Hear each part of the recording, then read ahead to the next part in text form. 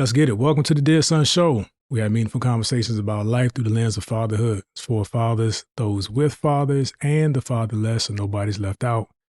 These are the conversations we want our sons to access as they grow through life into manhood, so no topics are off limits. I'm one of your hosts, D. Johns. I'm your other host, Jay Blac. Jay Blac, how you feeling, my brother? We're feeling good. We're feeling good. I think we finally getting that old part-time cold weather behind us, I'm assuming. Yeah, I was going to say it if you want, man. It's the sun rays are pouring in. Yeah, and I'll take it. I think we're supposed to get up to about 70 today, man. So I'm cool on that. Cool on that cold, bro. Absolutely cool with it. What you got going? How your week went? Man, it's been good, man. I put my glucose monitor back on. It hadn't been making any noise on the shows because I hadn't been wearing it. But my family was on me, and I knew I needed to put it on. But I've been in range, in an acceptable range, down as low as 106, 105. Yeah.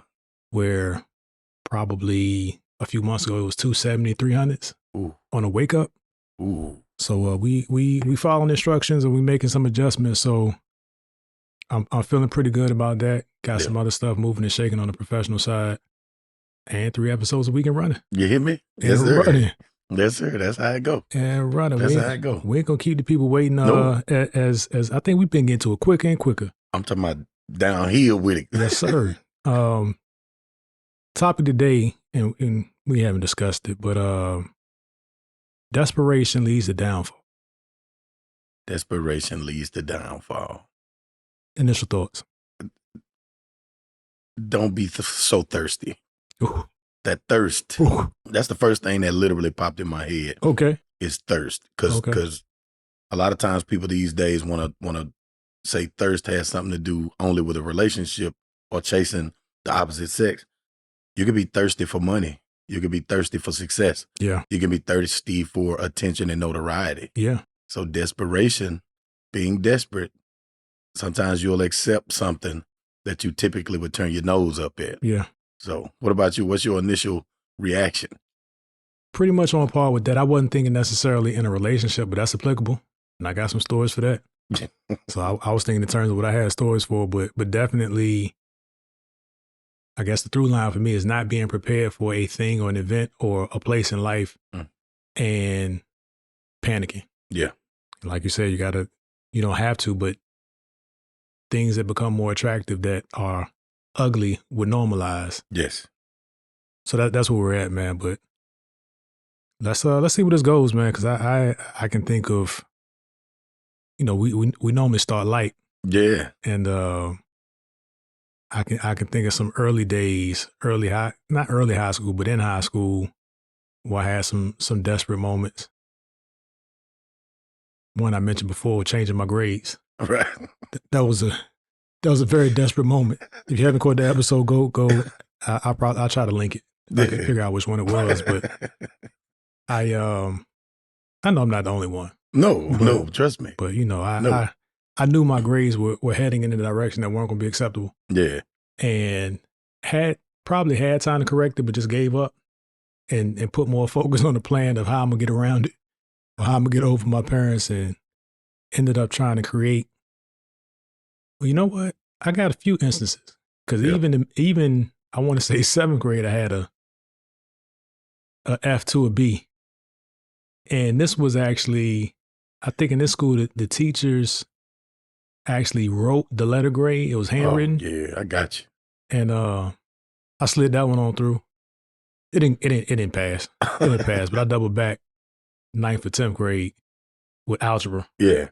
And told my dad my teacher had to print it out at home because something was wrong with the school. All the school printers was down. So it's gonna look different.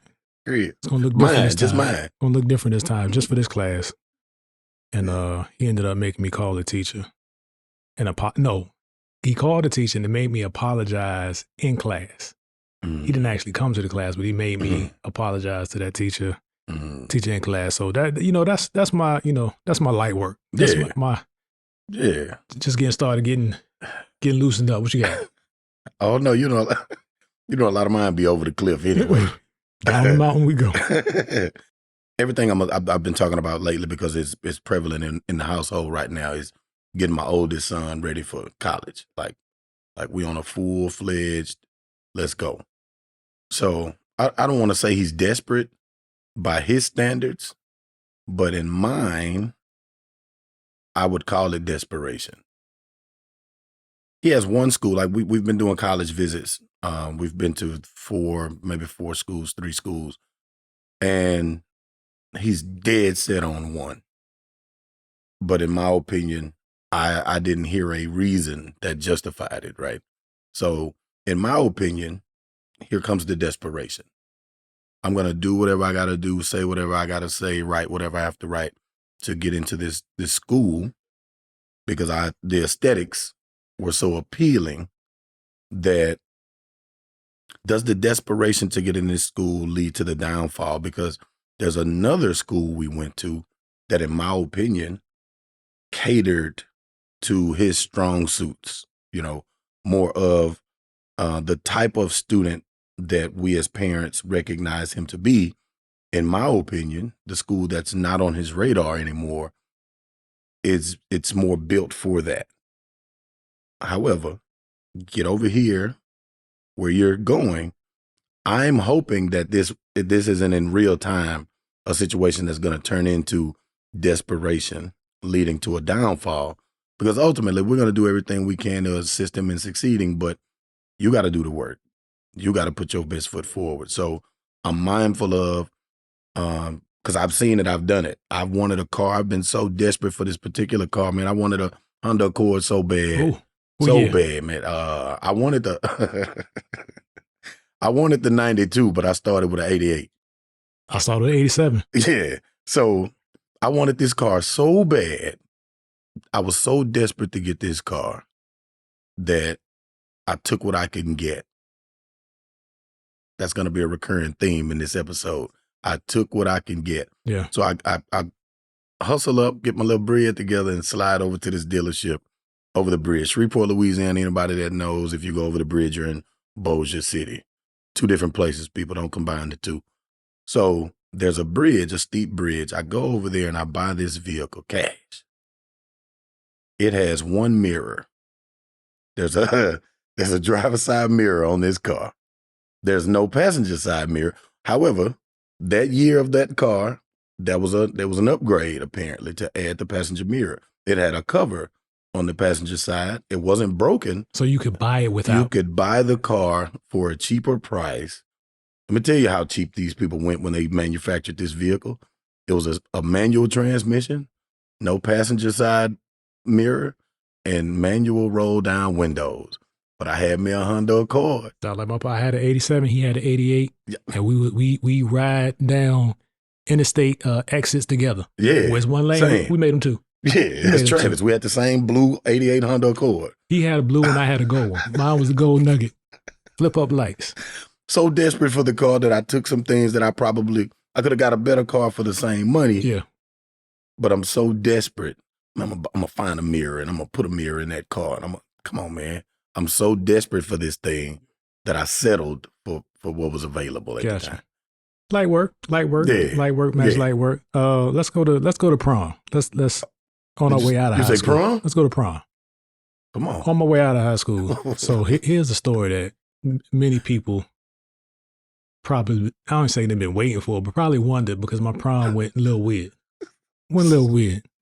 Number one, I was forbidden to go.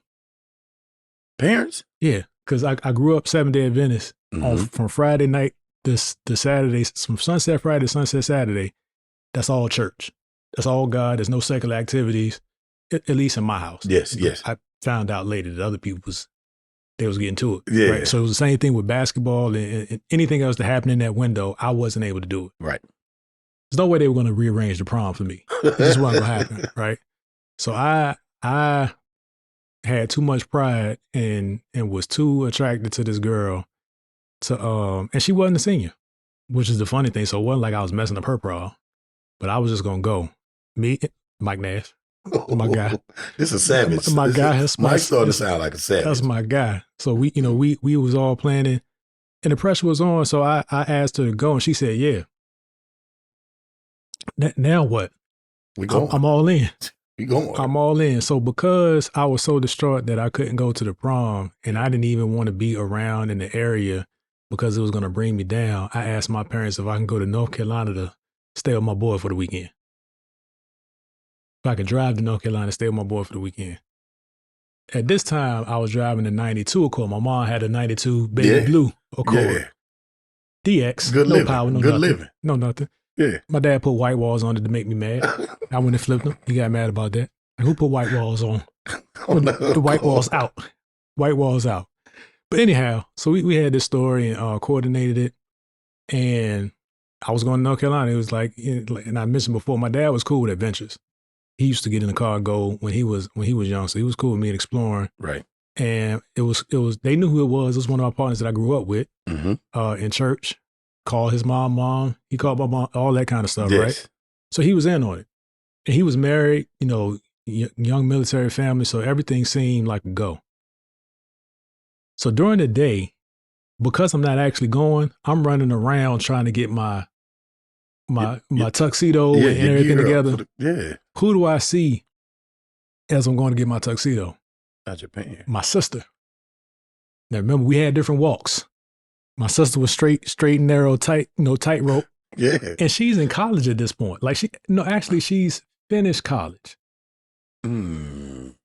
She's finished college, and I don't know if she had gotten married already, because she ended up getting married a month before I graduated. That's a whole nother gripe. And I go back to that every couple years with her. But she saw me out, and she was out with my god sister and saw me, and I knew they saw me, right? So at this point, I'm like, man, this is bad. So I go to my other partner's house to get dressed. I'm still in. Cause you ain't turned back. What? You ain't at least go talk to her like, hey, listen. There's no talking to her. Her and my god sister together, snitch central. So it was, and these are older people. Yeah. She's 5 years older than me. My god sister's probably 12 years older than me. Ratatouille. Something like that. 69, 66. She's 13 years older than me. Anyhow, I knew I had that to deal with. So I'm waiting to see if, I think I did have my pager. Remember that story? Yeah. I had my pager, and I don't think I definitely didn't have they may have let me hold the cell phone because I was going on a trip. But anyhow, I'm all in. I go get the tuxedo and go get a haircut, go to my partner's house. He's already graduated. Yeah. The partner that didn't come home the night after Virginia Beach, that I slept out in front of his house. Y'all got to go check this. It's through lines to these stories. Boy, your crew. Yeah. So I go to his house and get dressed, and they got three-way. I call my partner in North Carolina, call either my sister or the house to represent that that I actually made it in North Carolina, because at the time she saw me, it was like 2:00.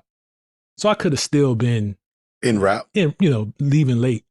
So by 8:00, I hit it, and she answered the phone, and my partner was he was trying to hold me down, and my sister was like, "Are you actually there? Are you lying?" She named my other partner. He's like, "No, I'm not lying. He's here." So people were in with me. Yeah. Even my boys' parents knew. They were like, "Oh, that's right. You can't go because of the Sabbath." So I went over there and got dressed and got ready. Yes. So I ended up going to the prom, go pick up my date, meet the parents and all that. I think I already met the parents, but you got to go in and suck and jive a little bit. Yeah. Go to the prom, had a ball, pictures, dancing machine. It's worth it. It's got to be worth it. Dance machine. I come out the function, car gone.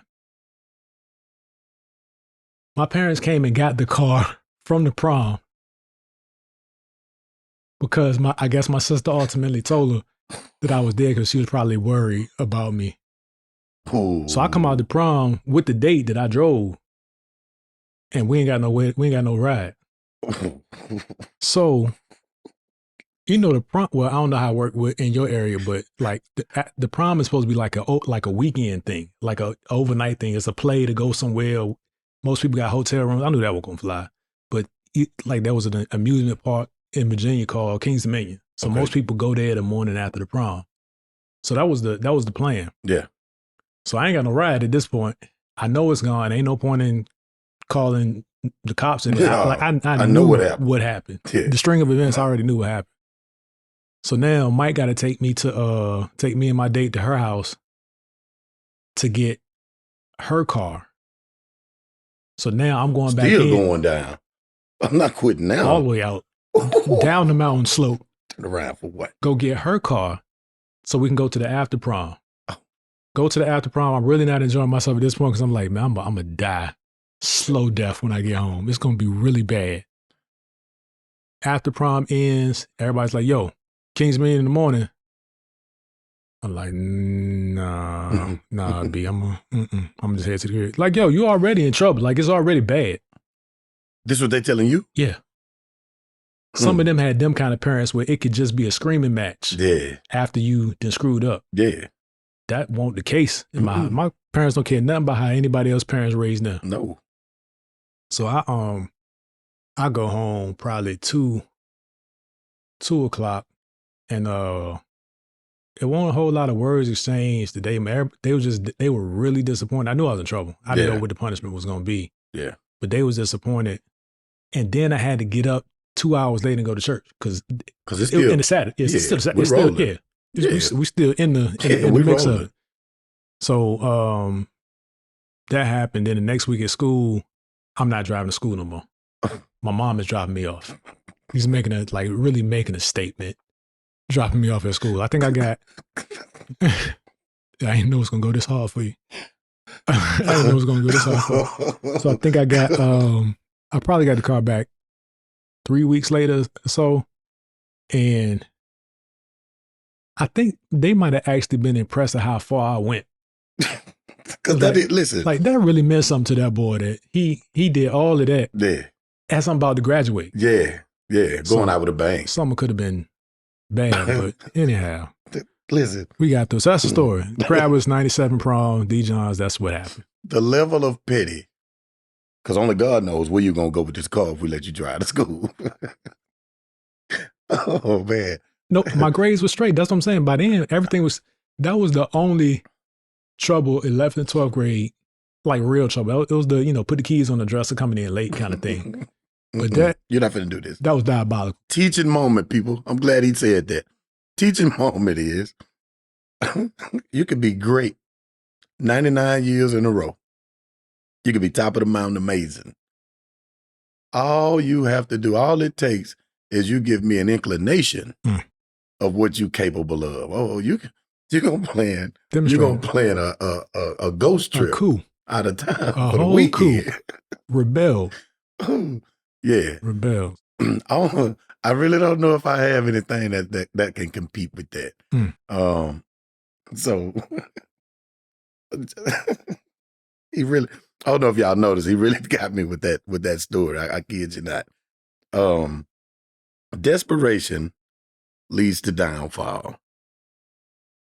I'm gonna really go deep with this one. This one called Put the Shovel Down. Ooh. I almost don't know. Dig dug. I'm gonna reserve the right that if this too far, this may not even make it to the episode. This might get an edit. You was laughing really hard. I was in the military, fresh out of high school, and this and like, share, and subscribe this episode or in every episode that you see on the Discharge Network. We normally say that at the top of the episode, but I needed to say that because that's serious, and we're shifting into a serious moment. Because I haven't even talked to my children about this, but this is definitely a story that I'm gonna share with all of my sons, so that you could be mindful of the consequences and repercussions of your actions. I'm in the military, fresh out of high school. I went to the military based on the recruiter that came to my house, my aunt's house, and had a conversation with me about all these great things that he was going to do if I just signed on that dotted line today. Oh, man, we're going to pay for this. We're going to give you this. We're going to give you the GI Bill. We're going to pay for school. We have tuition reimbursement. You have money coming every week. You got this coming every month. You're going to get paid. You just go 1 weekend a month, 2 weeks in the summer. You get to go to school right now. You get to live at home, et cetera, et cetera. Wonderful. He lists them all on the contract, printed out. He wants me to sign. But he says, whoa, right here. He crossed out something and he initialed it. And he told me, put your initials right there that I just crossed that out. I was like, well, what is that? I'm 17 years old. There's no adult in the room. It's just me and him. And he says, initial right there that I crossed that out. I say, what is that we're crossing out? He was like, well, because you're going in the National Guard, I wasn't supposed to put that on there. That's a mistake on my part. That's cool, but what is it? He was like, well, that's something about full-time pay and housing. So you're not going to get housing or stationed on the base. You're not married and you're not going full-time, so to speak. So housing doesn't apply to you. Bet. I initial it, sign the contract, ship off, go do my basic and AIT, come back. I'm 4 years into the military at this point. I signed up for what's called a 6x2. It was 6 years of actually going to drills and being actively in the military, and then 2 inactive years where you're just on standby. Call back, yeah. So if something jump off, they can call and pull me back. 6x2. I'm 4 years into my active 6. And I go in, I'm going to Southern. So I go in, I was like, hey, Southern just gave me this document saying that they need something from you guys showing that you're going to do the tuition reimbursement. The officer there pulled up my file and he said, you don't have tuition reimbursement. Oh, but I do. That was one of the only reasons I came in. So I'm certain it's there. He was like, well, you did have it, but it's right here. It's crossed out and you initialed it. I said, man, let me ask you something. I'm trying to have a real life conversation with this guy, man to man. Yeah. Do you think that somebody can tell me they're going to pay for my college to go into the military and then take it back and I'm going to sign off and say, no, don't worry about paying for my college. I'm just going to go into the military. Let's rock. Who's doing that? He was like, I absolutely understand the logic and the reason. He was like, but paperwork is paperwork. Your paperwork right here says you didn't want that anymore. You crossed it out and you initialed it and signed right here. Here comes the desperation leading the downfall part. I said, well, I'm done here. He was like, this is the military. What do you mean you're done here? We're done. What are we talking about? The reason I came here, you just told me I haven't had it since day one of me being here. Y'all reneged on the deal. I'm out. He was like, there's no out. We'll see. That's what I told him. I'm defiant. I'm furious. I'm boiling. I'm young, hothead, furious right now, ignorant. We'll see. I'll show you. I go and I start talking to the old heads in the unit. Hey man, they just did this just happened. Because I mean, you know you can get out right now. We not in wartime, we're in peacetime. Do tell what you got. He said, you come up hot on the next drug test, they'll let you out. I was like, no, yeah. Come up hot on the next drug test. They're going to try to counsel you. Refuse the counseling. You're out. Say less. I doubled down. Hey, when we got the next, I'm supposed to tell you this, but next drill, we drug tested. Bet. Say less. I come in hot. So I'm grass hot. I don't do drugs. So not that that's not, don't get me started with that. But, so I come in grass hot. And sure enough, the following drill, they call a group in the office. And I'm in that group. And they're like, the shock on their faces. They were like, listen, you've been a model person up to this point. Like, this not you. What you doing? I was like, yeah. That's all I had for him. Yeah. He was like, don't worry about it, Johnson. We're going to counsel you. We're going to cycle this through. This goes away. No. No, I don't want that. Hey, do you know what you're doing? Like what this means? Yeah, I want out. Let me out. Whatever the paperwork looks like, let me out. He was like, we're not doing that. You're about to ruin your life. I don't trust you. I came in here trusting And now I'm just been told that I've been existing and operating under a 4-year lie. Nothing else that comes out of your mouth will have a thing to do with me believing or trusting anything that you say that you're now going to tell me it's on my best behalf or in my benefit. You've been trained to say whatever you have to say to get a certain outcome out of me, and I'm not buying it anymore. We're done. Mm. So they had this officer from New Orleans call me. I'm in Shreveport. She calls me, and she does an over-the-phone exit interview. She was like, Mr. Johnson, I have the power to grant or deny you being able to get out. She was like, I really think you're playing the system right now, and you just want to get out. I explained it to her, the whole scenario.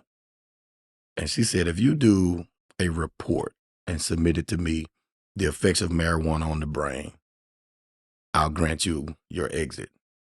I said, you'll have it tomorrow morning. I was that dead set on, I felt played with, and I crashed out everything that was riding on that. The blessing in disguise, I didn't get a dishonorable discharge. I got a general discharge on the honorable conditions. I didn't lose any of my veteran rights or benefits or anything. Everything's still what it is. Could have. So they gave me the benefit of the 4 years. I have my retirement credits and points based on 4 years of service, everything. But that could have went bad. And I didn't care because I was so desperate to prove a point or show them you played with me. Now I got to show you who's not to be played with. I crashed out. Ooh. Man. So I in the money arena, mm-hmm. I have been a professional mismanager of money for a long time. And I mean, I'm better now. I'm talking about young, well, through marriage as well, but in the younger days, I'm trying to think which one I want to go to. I got caught up in the payday loans. Get a payday loan to pay off a payday loan, get another payday loan, pay off a payday loan, keep cycling through. Yes. And my mom bailed me out of that. And I learned my lesson for a little while, but I got into another situation when I was an entrepreneur the first time. The 15-second story on that was Keisha was pregnant, was child number 3, coming to the end of her 8 years in the military. She did 4 and 4. And we made a decision for her to get out. Yes. She was gonna be a stay-at-home mom with 3. We were gonna have 3 kids under 5 years old. Mm-hmm. I quit my job too. Simultaneously. About a couple weeks. Wow. Couple weeks. Run it. Because she was on terminal leave. Yep. So she had, the time that she had, she used that after maternity leave. She used her terminal leave, and then she had to go in like 2 days after that and I guess process out. But in that period of her terminal leave, I said, you know what? We're going to do this together. This be at home thing. We're absolutely going to do it together. I'm an entrepreneur now. And that was the first conversation that we had about it. So I came home and did some stuff. A lot of it ain't work out. And got to a place where I need some money. So I come across this, I know it's a scam. Yeah. Yeah. We'll send you a check for X amount, you cash it and send us back this amount, and you keep the rest. Knowing full, like the whole time my body is almost contorting, like, fool, what is you doing? Right. I go through with it. I need the money. And mind you send most of the money back. Right. To whoever, because you're helping them process this transaction. I was surprised. I was like, surely they won't cash this check. Check cash. But then it took a few days to realize that the originating bank didn't issue it. So now that instantly. Yeah. Like if you got a fake check, you try to take a picture, like that's an instant. I would imagine. I think it is. But then this was like maybe 2000. It had to be 2007, 2008. So that goes where I get a call from my bank that says, you owe this money. Your check didn't clear. And it was like $3,000. Right. well, if I had $3,000, I wouldn't have needed that actual check. So that wasn't a conversation I had with them. So I'm like, man, I concoct another way to get the money through another bank. I needed a loan. So I put in for a loan, created some statutes is up. Created some deposit statements, like check stubs to submit with it. Yeah. I can't say thank God, can I? Yeah, because The stubs, depending where you headed with the it. stubs was fake that I submitted to another bank to a credit union. Yeah. Credit union approved me, so they gave me $5,000. I paid the $3,000 back. Got the $2,000, but now I owe this bank $5,000, and I didn't have the $3,000 to begin with. But stretched out over time. Yeah. So that one was that could have really went bad because I think that value would have classified as a felony. I think over 500. Anything over 500. Yeah. So they want it. That was desperation at its finest. Yeah. But told you, man, fools and babies, God protects, and I ain't no baby. That's why when you was like, should I say thank God? Like, yeah, because you're here. Yeah, he allowed me out of that one. But so the point is in all of this is, and I'm not trying to end it, but to make sure that people are following. These are not just anecdotes or they are cautionary tales, but the challenge was I kept finding myself in a place where I needed to do something desperate. Yes. That prom was different. I mean, well, to me at that stage of life, that represented something that I cared enough about to go desperate for.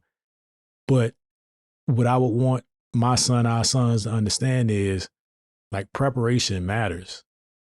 Discipline in these things matter. Yes. And I hopefully hearing these stories and having the conversations offline, not just for the benefit of the podcast, lets them know that there are prices to pay. There are penalties for your ignorance in life. Right.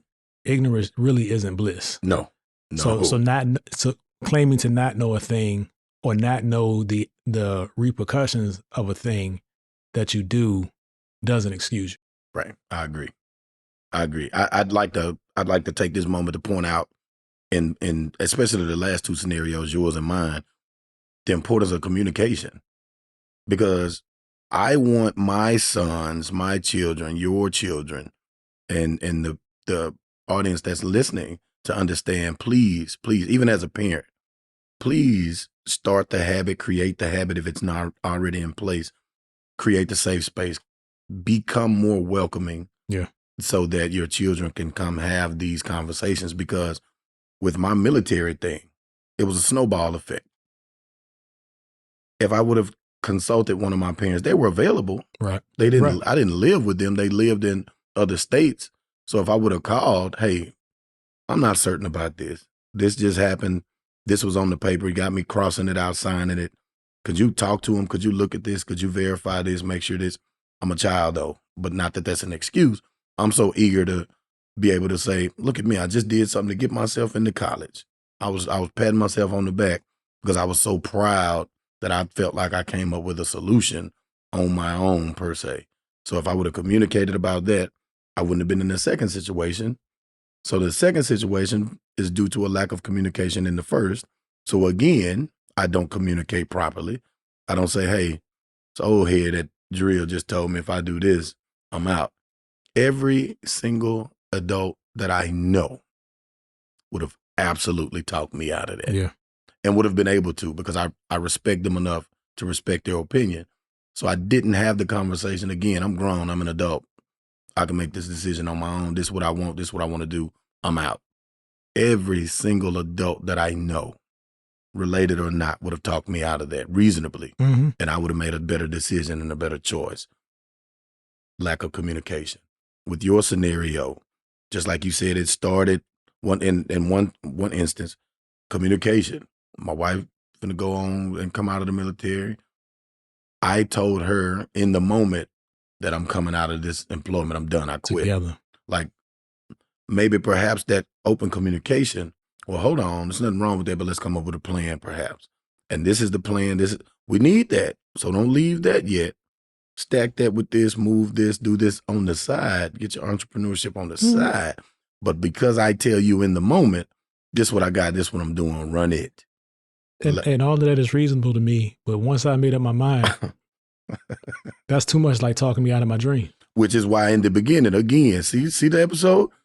Again, when you start, when the seed appears, because you got the seed in your hand before you put it in the soil. Yeah. You can't take the seed, put it in the soil, water it, then pat the ground and then go say, hey, wife, let me tell you something.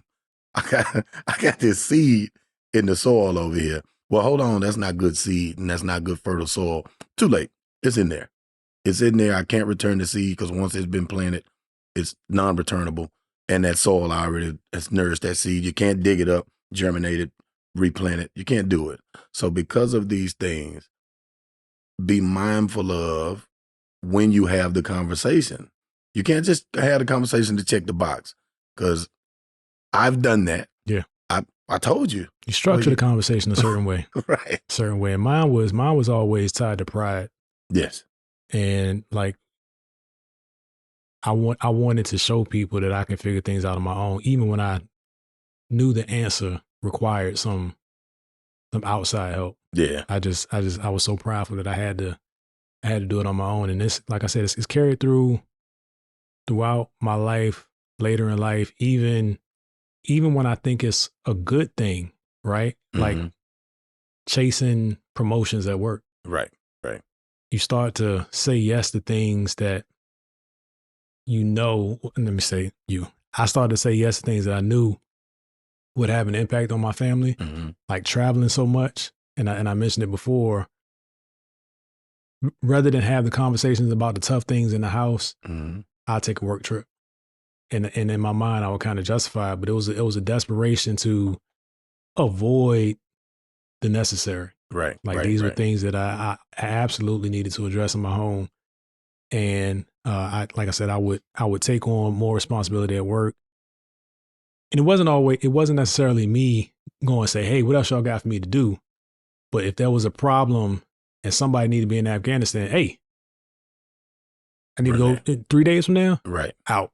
Right. Wherever. Right. And that looked good, and it gave me returns in my professional career, but it took me further away from, what my purpose and responsibility was and my duty was in the home when I was trying to repay that back with financial gain. So desperation can lead to destruction, even when it seems like you're doing something noble and honorable. Yes. You always got to check your motive, man. I got a closing lightweight one, Run it. This girl I was dating. Yeah. And apparently it was only one way. I was dating her. I was dating her. Yeah. And yeah. It was Valentine's Day, which we're not too far removed at the time of this recording. And I couldn't reach her. So I knew something had to be, like she had to be distraught somewhere. Yeah. Because if I can't, normally I can reach her. So, we go throughout the day and the phone's not being answered. And Valentine's Day is expiring technically, it's after midnight. Right. And I start huffing and puffing around the house, packing the car, because now I got to go over there and see what's going on. Yeah, I got to see it for myself. Yeah, I got to ride over there and see what's going on. And my roommate came downstairs. He's like, you good? I didn't realize I was stomping around like that. He's like, you good? Yeah, we're gonna meet up later, so I'm just take her stuff now. Yeah. And went over there. She didn't answer. She didn't answer from the car, and she was in the dorm, so I couldn't just walk up on her. Right. And she, I don't know what was going on. I don't know if she was had an emergency with her hair or something, or what happened, family member. But a couple days later, I doubled back, right? And I stopped at Blockbuster, because that's when you So Blockbuster, people, is a facility that used to have movies on VHS tapes and later on DVDs that you would actually go in the store. You have a card membership, you rent them, the physical copy of it, watch it, and take it back most of the time. Yep. She had got me on her account. Yeah, on her membership. Because so we was together, clearly. So like you don't do that and then not answer the phone if something's not wrong. Not back then you didn't. No. So I go to the location. I want to say that at that time it was location specific. It wasn't like one Blockbuster, it was all Blockbusters. So I went, and it was down the street from the school, where she was staying. So I was going to go rent some movies, you know what I mean? And take the stuff that had been, getting stale for a couple of days. I hope not. I go in there and they tell me I can't rent. I said, what you mean? Rented here several times. Your name? Derek Johns. Yeah, there's another Derek on here, but it's Derek Johns is not on this account. Ooh. That joker done played me for somebody with my name. Played me with somebody with my whole name. And we weren't together after that. So I was hurt. I'm not laughing at you. You are laughing at me. Watch the edits. The edit ain't taking nothing out. Ain't taking a thing out. I'm here bearing my soul. I'm not laughing at you. However, you know how petty that is for somebody to take you off the Blockbuster. Because the thing was that I identified with that. I'm like, I absolutely. You think you're going to continue using my account? Shame on the teller, the cashier, for telling new Derek was on the account. I don't know what his last name was. Don't tell me that, man.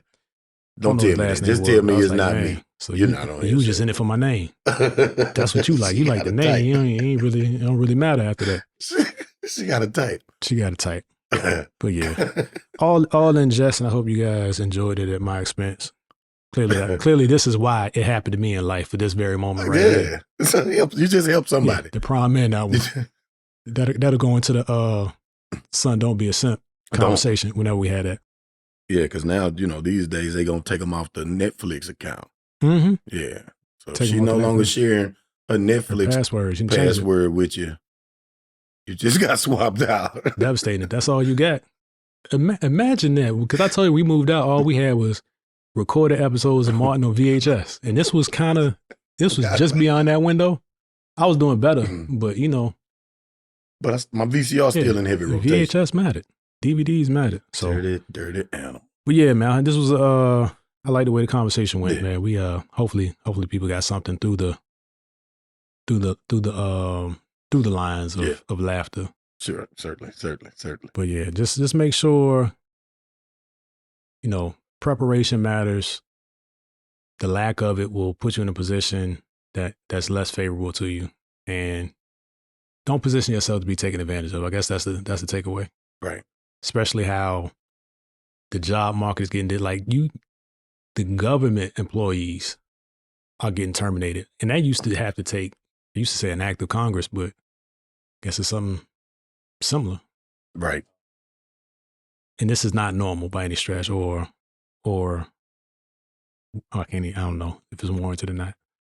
But I guess my point is what you think is safe isn't as safe as it was. So we got to be mindful of the times and change with the times and make sure that we're positioning ourselves and our children to be aware. Yes. That's another part of it. I don't even know if my children, I haven't had a conversation about what this administration is doing, but it could literally impact their future.